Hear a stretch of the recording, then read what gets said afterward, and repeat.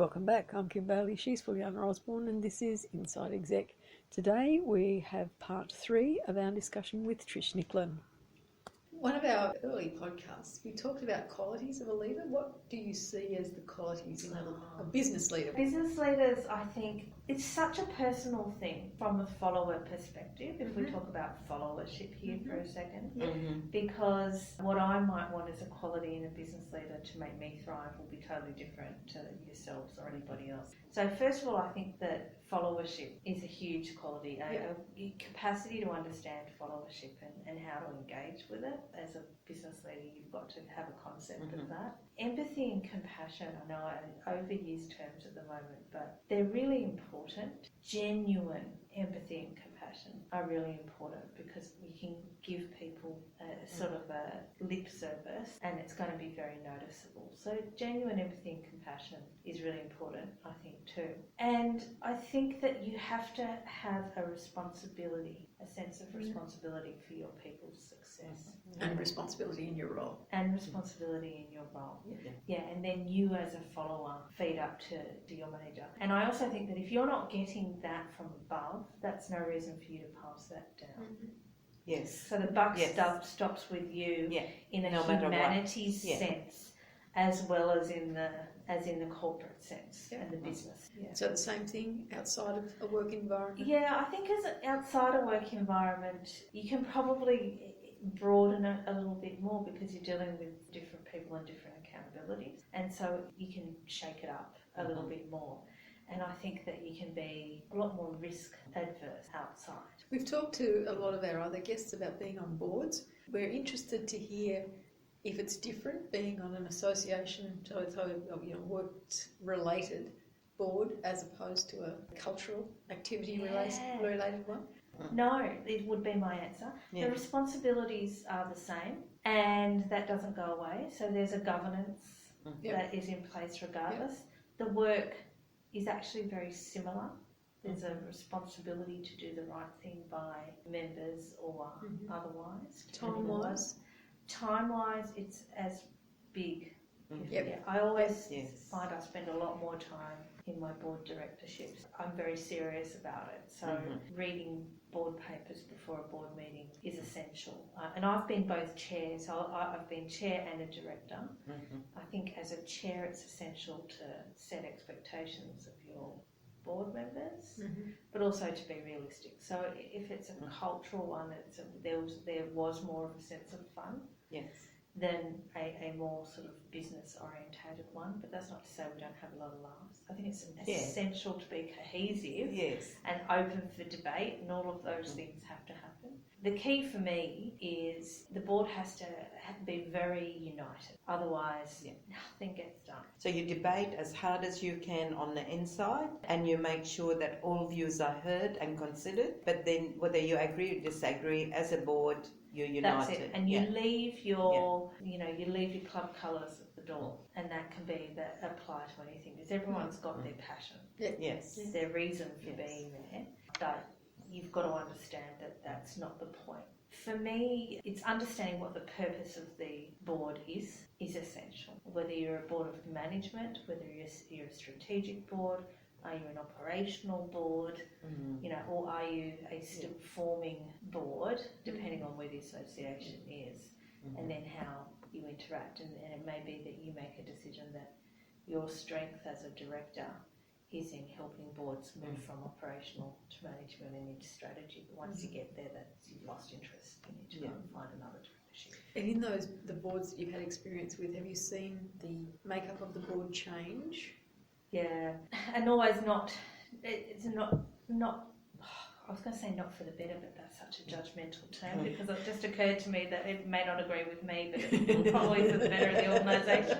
Yeah, I think for me, it's always destabilising when board members change. So every year, you should never have a board where everybody's suddenly up for election. You lose people every year and you bring new people in. So when you're on a strategic plan that is years in implementation, it's absolutely essential for the chair of the board, if not for the entire board, to make sure that anybody's leaving is completing the tasks that they had and handing over. Be prepared to stay on and hand over for the first couple of months. Secondly, that anybody coming in or even before they do that, if you're going to put up your hand, make sure that person is incredibly well briefed what they're coming in to do. What we find in cultural boards is quite often somebody's got a bee in their bonnet and they've been told the only way to fix that bee in their bonnet is to get on the board. Unbeknownst to them, they might get there and find that their bee in the bonnet, which was so huge on the outside, is piffling zero compared to the great pile of steaming troubles that the board is trying to deal with and already has a plan in place, and that what they really need is someone who can come in and rewrite policy for a year.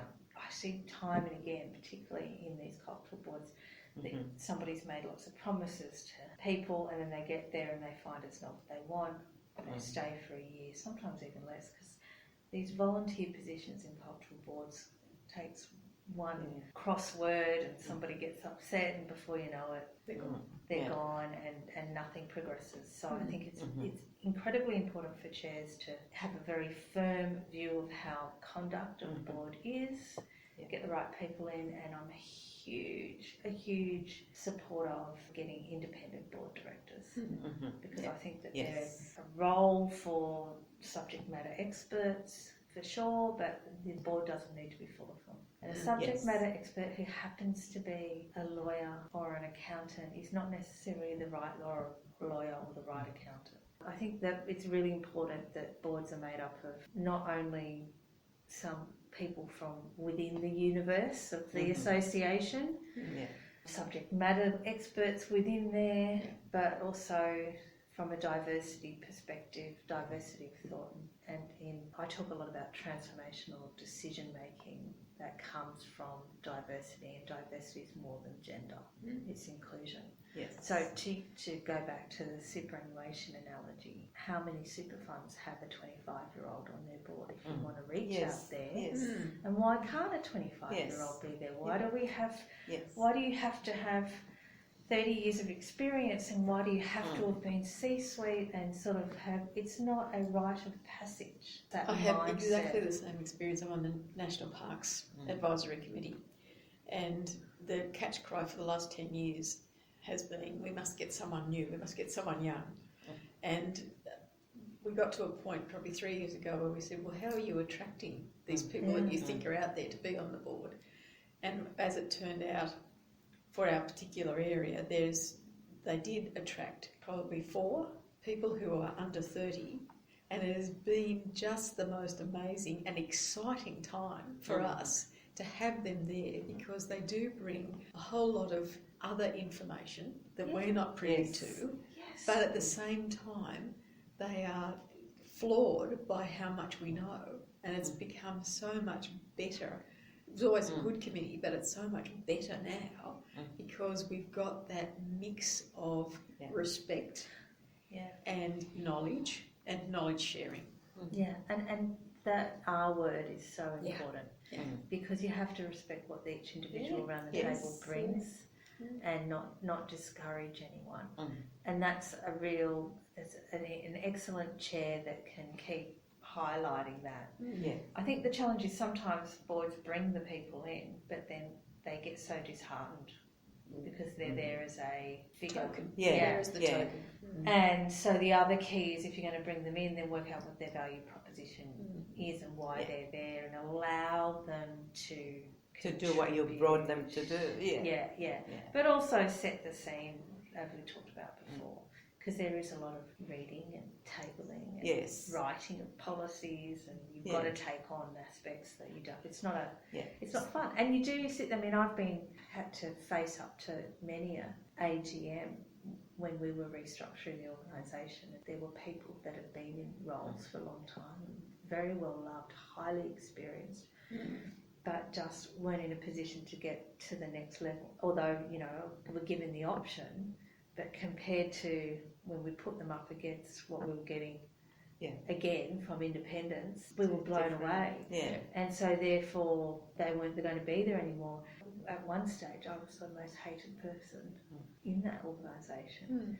And because you're the change I was the leader. change Yeah, agent. yeah. And don't underestimate the toll that takes on you, and therefore that comes back into my next point, which is if you're there for 5 or 6 years, move, get your succession plan in place and get out. So my view is I came in to help get them through a particular period of time, get the plan set up. I didn't need to stick around and implement it further beyond the first year.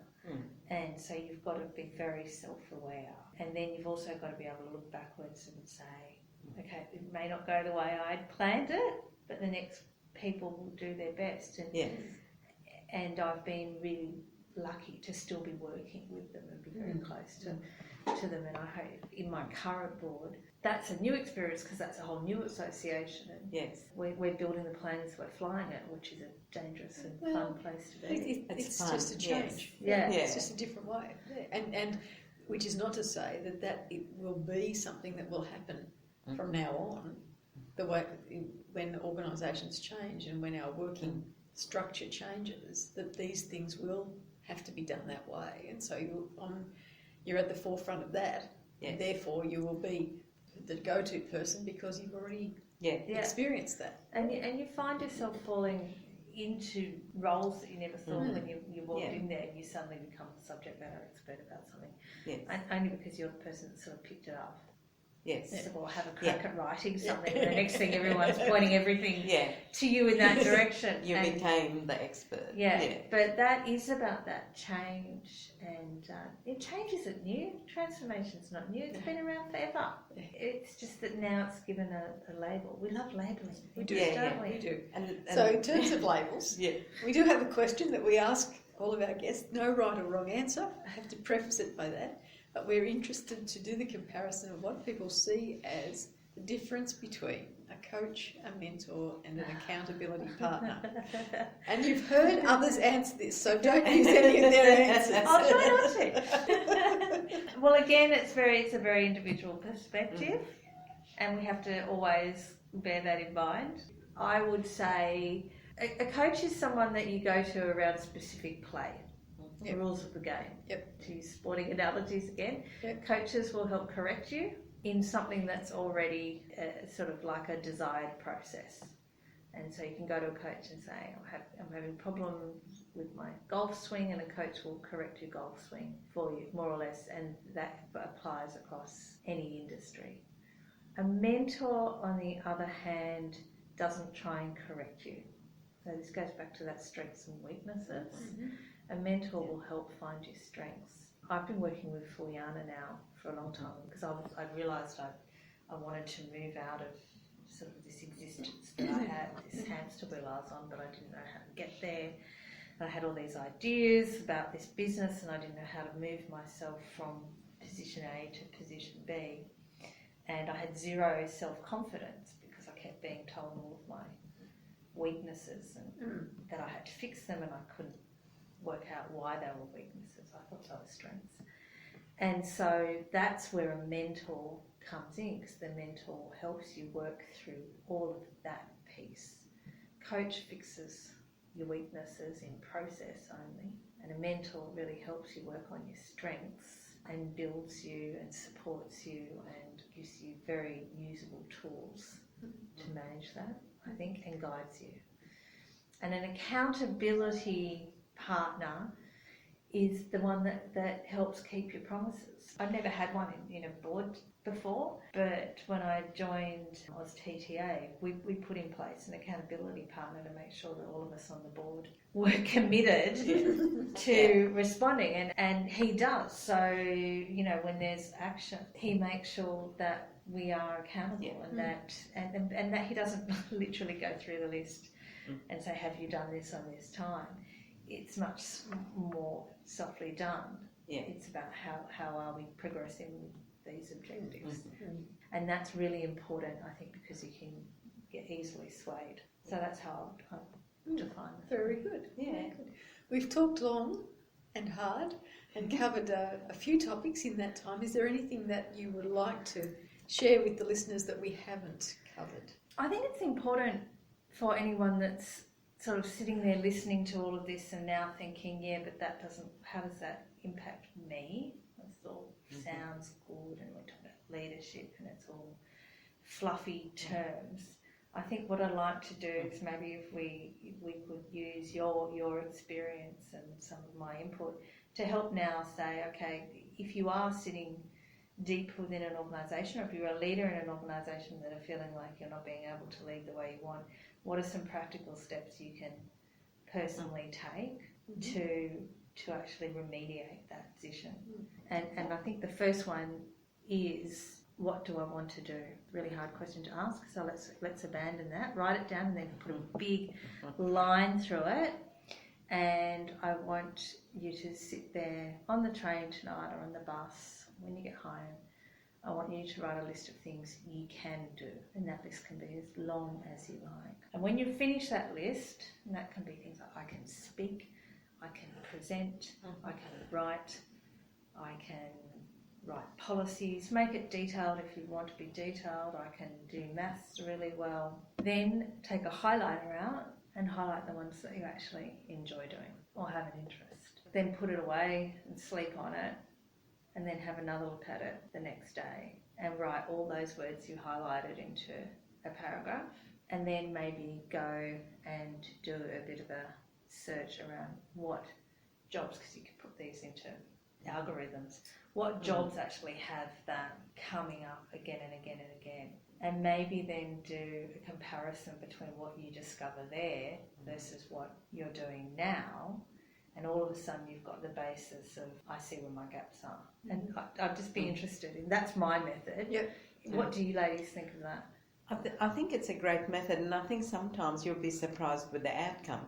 So if you did that and you think, I'm not sure I'm in the right job, or I think I'm past, I've already exhausted this, you might find that you actually are in the right job.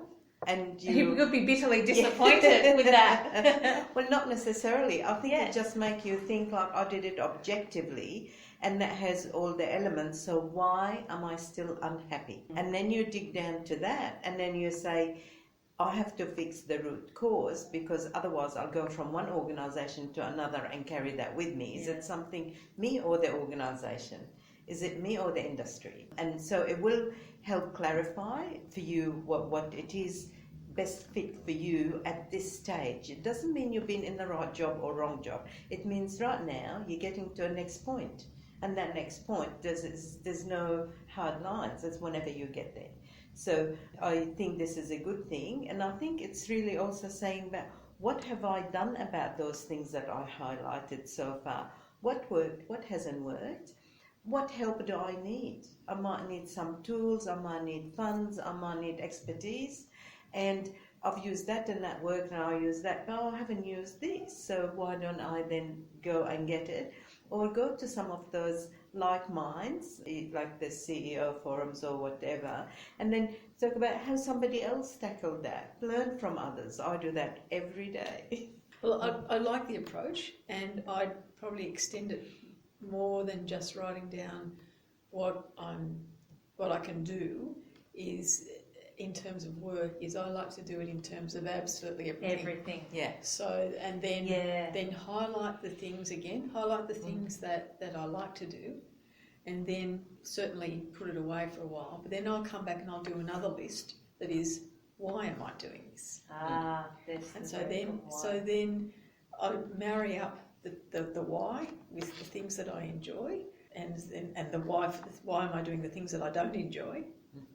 And then that then leads me to doing a list that says, what are the reasons? What's the reason behind the why?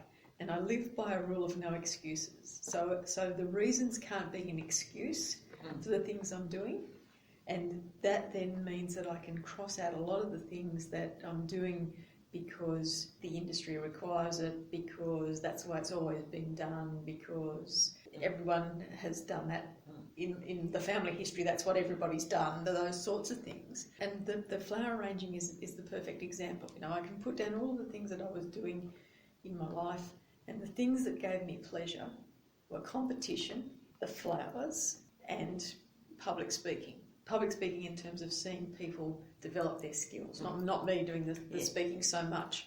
And so how do I marry all of that up with something that will give me a good reason why I'm doing it. And certainly there's financial constraints, but when you look at the financial requirements, you look at what do I need in this year? How much do I need to make this year to do the things that I want to do? And then break it back down to how much do I have to make this week, today? How much do I have to make? And when you break it down that far, it breaks it down to the ridiculous, and so you start to give yourself permission to do these things that you thought were just, they're not really money-making things, so I shouldn't be doing those. I should be concentrating on my career. Giving yourself permission to make those changes, to do that transformation, I think is vitally important.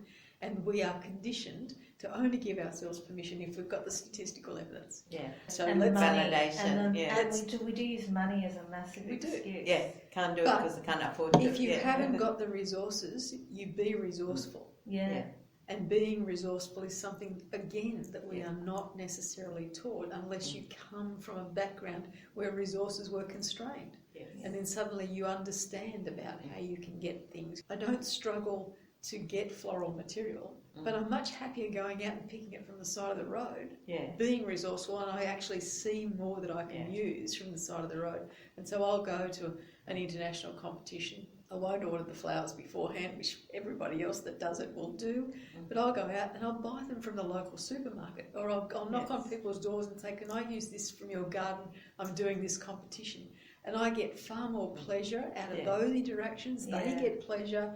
It makes my creative juices flow better because on the competition side of things, I really like a challenge, which is why I work with Fulyana so much, because I really like a challenge. I have liked a challenge for 30 plus years. She's laughing. And it will continue. That's the promise. But look at the beautiful symbiotic relationship between the two of you. She feeds me, it's good. we enjoy the whole thing together. My extension is probably to look at more broadly at the things that you're good at, and recognise that you're good at them, and giving yourself permission. Gosh, and if you have to write a permission slip to yourself, then do it. Then do it. A lot of people are, myself included, you aspire to a lifestyle. I want to live in this kind of a house. I want to have these type of things. And at some point, you have to reassess that and go, what do I actually, I can still have a good lifestyle, but I don't need to necessarily have 3 lounge rooms to do that. And when you start to make decisions based on, is that extra lounge room really going to be the difference between me staying in a job that I'm not being fulfilled with, then you start to make better decisions. But it is also, I acknowledge, it's a family decision for most people. That's to allow someone to go off and go in and do a startup for a year, or go and become a contractor for a year. Yes. And those conversations need to be had early and up front. You've got to meet the minimum requirement for your family and then experiment. But also you've got to be open and not blocked based on one angle. That's for example, right. if there's the 3 of us are going on holidays, right? I mightn't like flying or going by boat or whatever. The way I look at it is, okay, I'm hearing you to decide or think what you like.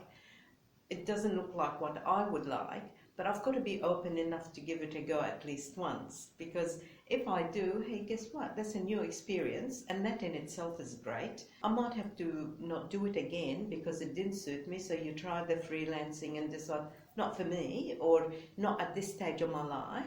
Again, you do it like with that travel example. I went, I like that. I would never have tried it if I didn't look at your excitement. You know what I mean? And I think that keeping open, but you also got to be practical about, can you pay the bills? Of course, in some cases, can I go on this holiday? And the answer back to them, take me back to Kim. And that says, all right, I can't really afford to go on that holiday, but how can I work it so I can? Can I really not afford it? Can I drill down into my finances? How much do I have to earn to do it? Yeah. So it's always, there is always an answer, and there's always an experience to be had. And as long as it's new, different, the experience itself is very valuable. And sometimes we dismiss that. We go for the destination, not the journey. Yeah, I think experience has value. If you could put a dollar value on experience, we'd all be very rich. Well, I think we might have covered just about everything we need to for this session anyway, and I'm certain that we'll have to talk to Trish again because there's other things that we haven't covered in this case, and I think we'd really like to catch up in a year or so and see how it's all going, and see what changes have happened in what we've talked about today, because it is a point where industry is changing and will change, I think, quite rapidly, and we'll need to keep on top of that and keep talking about it. So we do thank you for your time and your very comprehensive input today. I'm Kim Bailey, she's Fulyana Osborne. We've been talking with Trish Nicklin, and this is Inside Exec.